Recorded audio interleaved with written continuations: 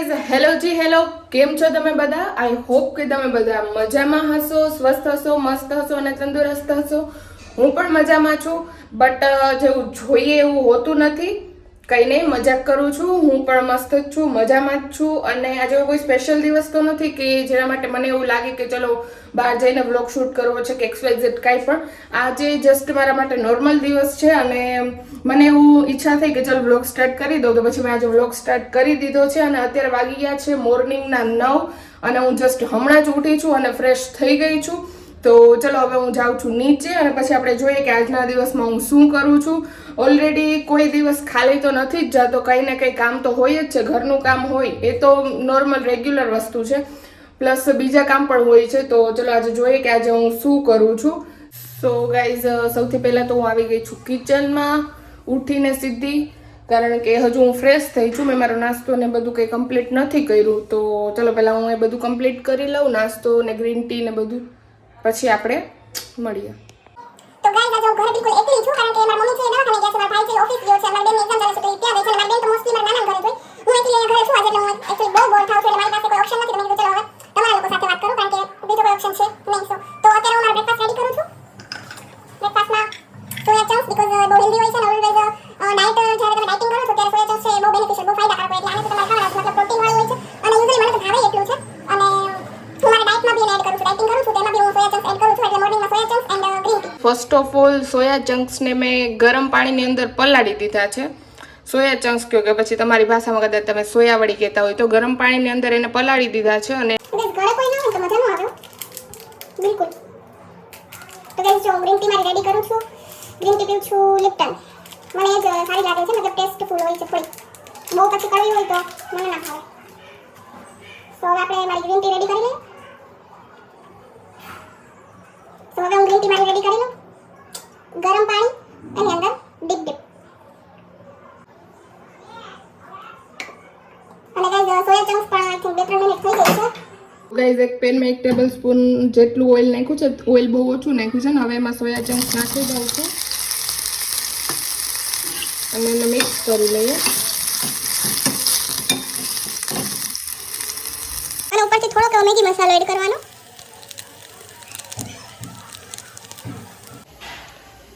તો guys soya chunks અને green tea બંને રેડી થઈ ગયા છે. તો ચલો હું બ્રેકફાસ્ટ કરી લઉં છું. બ્રેકફાસ્ટ ડન થઈ ગયો, નાસ્તો કરી લીધો અને હવે મારે છે ઘરનું થોડુંક એવું કામ. થોડુંક તો ના કહી શકું, બહુ બધું કામ છે. મારા મમ્મીને છે ને મારી પર ગાઈઝ જરાય દયા નથી આવતી, મારી પાસે બહુ કામ કરાવે છે. અને એમાં અત્યારે વેકેશન પડી ગયું ને એટલે હું સાવ ફ્રી થઈ ગઈ. એટલે તો એને મજા આવી ગઈ કે હવે વેકેશન છે એટલે હું કંઈ છટકી નહીં શકું. નગર વેકેશન ના હોય તો મારી પાસે ઘણા બધા બહાના હોય કે મારે કામ છે, આમ છે, તેમ છે. પણ હવે અત્યારે તો ખબર જ છે કે બહુ ફ્રી જ છું, એટલે ખબર છે કે કરવું જ પડશે ગાઈઝ. પ્લીઝ મને થોડુંક સજેસ્ટ કરો કે આ કામમાંથી કઈ રીતના છટકી શકાય. અને તો ગાઈઝ ઉનાળાનો સમય, આટલી બધી ગરમી થાય છે, તમે જોઈ શકો છો ને કેટલી બધી ગરમી થાય છે, એમાં આટલું બધું કામ કરવું. પ્લીઝ મને થોડી ટિપ્સ આપો કે ઘરના કામમાંથી કઈ રીતના છટકવું. સો એનો હું યુઝ કરું, મારા લાઈફની અંદર એને ઉતારું અને આ બધી જે દુઃખ છે, મારા દુઃખ દર્દ પીડા છે મારા જીવનમાં, એમાંથી હું થોડું બહાર આવી શકું. સો ગાઈઝ અત્યારે તો કામ છે તો કરવું જ પડશે. તો ચલો હવે કરી લઉં અને આપણે મળીએ પછી.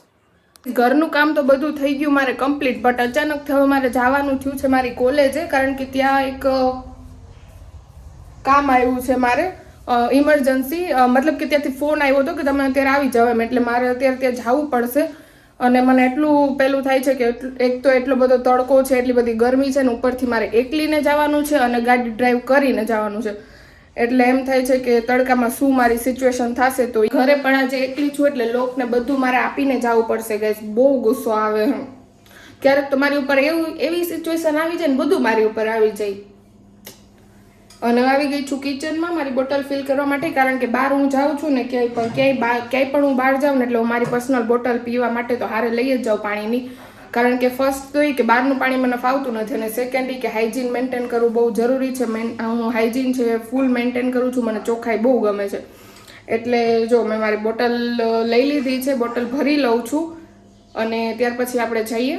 ગાઈઝ બોટલ મારી ભરાઈ ગઈ અને હવે જઈએ. અને બહાર તડકો એટલો છે બટ જવું તો પડશે જ, બીકોઝ ઇટ્સ વેરી નેસેસરી. તો પછી ચલો હવે હું જાઉં. તો ગાઈઝ મેં તો નાસ્તો કરી લીધો છે, પણ મારી ગાડી છે એને નાસ્તો કરવાનો બાકી છે. તો મેં કીધું હાલ તને નાસ્તો કરાવી દઉં. જો એકદમ ભૂખ એને લાગી છે એટલે મેં કીધું હાલ તને પહેલાં નાસ્તો કરાવી દઉં.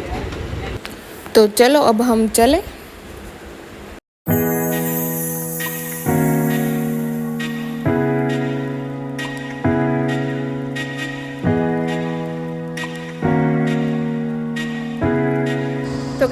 કોલેજ જસ્ટ હમણાં પહોંચી જ છું અને તમે જોઈ શકો છો કેવો તડકો છે. તો ફર્સ્ટ ઓફ ઓલ તો ચલો હું પાણી પી લઉં. પાણી લાવી જ છું હારે, તો પછી પી લઉં અને પછી આપણે જઈએ અંદર. અને ગાઈઝ આવા તડકામાં ગમે એટલું સનસ્ક્રીમ લગાવો ને કાંઈ કામ ના આવે. મેં એટલું લગાવ્યું છે તો આ જરાય પણ અસર નહીં કરે. અને મારા ફેસ ઉપર એક તો ઓલરેડી એટલા પિમ્પલ છે જ, અને હજુ કેટલા પિમ્પલ વધારે થશે એની ખબર નથી. આ ગરમી તો મને અતિશય નડે છે.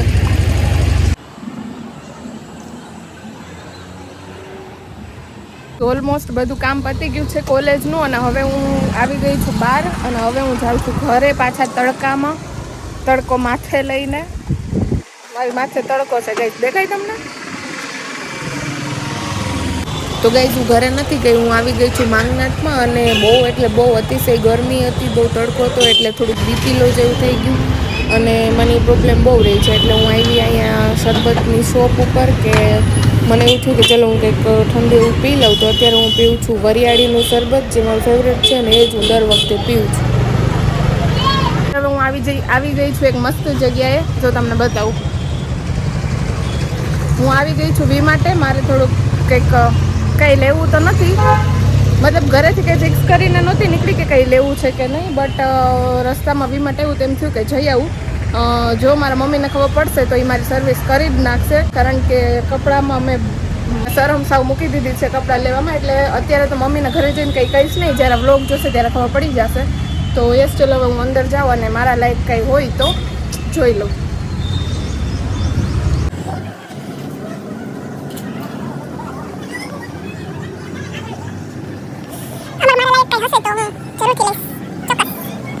કપડાની વચ્ચે હું ખોવાઈ ગઈ છું ને ઓલવેઝ કપડાની વચ્ચે હું ખોવાઈ જ જાઉં છું.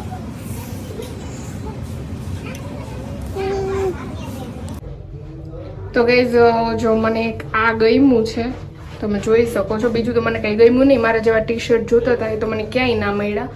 એક આ ગમ્યું છે તો હું આ ફાઇનલ રાખું છું. સમર કલેક્શનમાં સારું છે તો આ એક લઈ લઉં છું અને પછી અહીંથી જાઉં, કારણ કે મારે જે જોતું હતું એ તો મને કંઈ દેખાણું જ નહીં. શોપિંગ ડન થઈ ગઈ છે. એક વન પીસ લઈ લીધું છે. હવે ઘરે જઈને જેટલું સાંભળવું પડે એટલું સાંભળી લેશું, બીજું શું હોય. તો ગાઈઝ પ્લાન એકદમ ચેન્જ થઈ ગયો. મતલબ કે ઘરે જવાનું હતું, એની જગ્યાએ આવી ગયું નાનાના ઘરે. મારા નાનાનું ઘર છે મારા ઘરથી ઘણું બધું નજીક જ છે. તો મેં કીધું હાલ ત્યાં વહી જાઉં, કારણ કે ઘરે કોઈ નથી તો પછી એકલું એકલું ગમે નહીં. અહીંયા નાની હશે તો મેં કીધું હાલ હું નાનાના ઘરે વહી જાઉં.